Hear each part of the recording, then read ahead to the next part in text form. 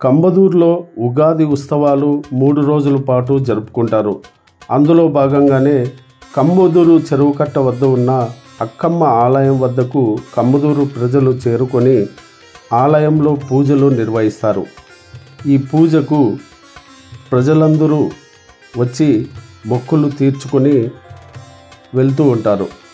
ఈ జాతర అంగరంగ వైభవంగా జరుగుతుంది. ఈ ఆలయంలో వడ్డే వెంకటప్ప కుటుంబ సభ్యులు మొదటి పూజ చేస్తారు. ఈ ఆలయం కంబదూరు చెరువు కట్ట కింది భాగంలో నిర్మించబడి ఉంది. ఈ ఆలయం ప్రక్కనే బెంగళూరుకు వెళ్ళే ప్రధాన రహదారి ఉండడం విశేషం. భక్తాదులకు ఈ సౌకర్యం కలదు.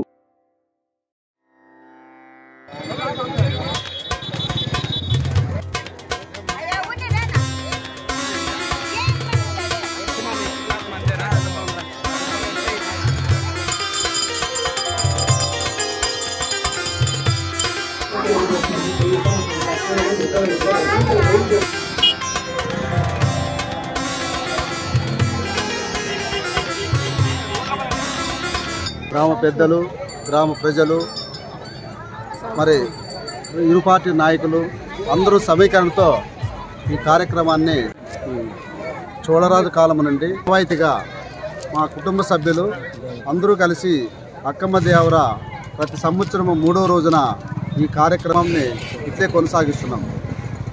ప్రజలందరూ సహకరించారు కాబట్టి ఈ కార్యం సక్సెస్ఫుల్ అయినది.